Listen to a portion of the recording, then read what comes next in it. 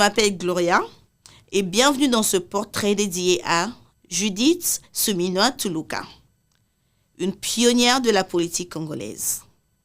À l'occasion de la Journée internationale des femmes 2025, célébrée sur le thème « Pour toutes les femmes et les filles, droit, égalité et autonomisation », nous mettons en lumière son parcours inspirant et son engagement envers la jeunesse et les femmes. Née le 19 octobre 1967 à Kimpese, dans la province du Congo central, Judith Suminwa est la fille d'un ancien ambassadeur zaïrois au Tchad.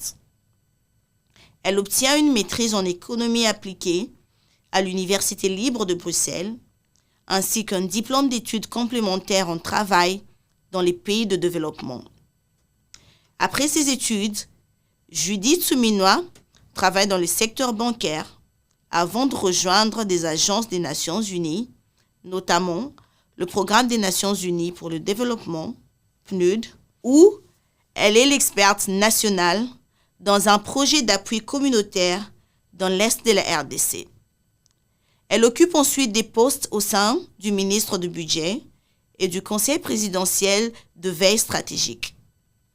Le 24 mars 2023, Judith Suminwa est nommée ministre d'État en charge du plan dans le gouvernement de Jean-Michel Sama-Lukonde.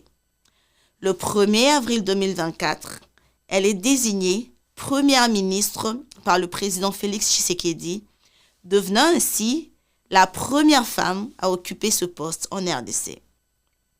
Son gouvernement est investi par l'Assemblée nationale le 11 juin 2024.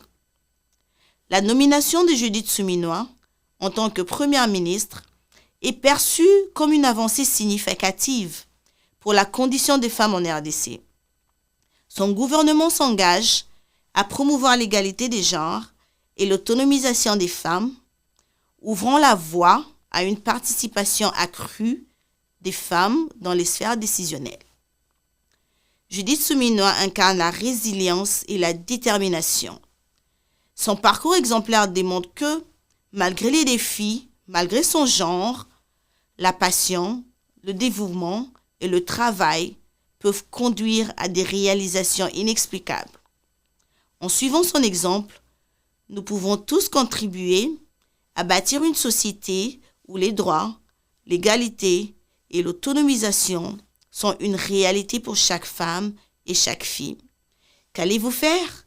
Rejoignez donc le mouvement et travaillons ensemble. Donnez-nous en commentaire les noms des femmes congolaises qui vous inspirent et on en parlera. À demain!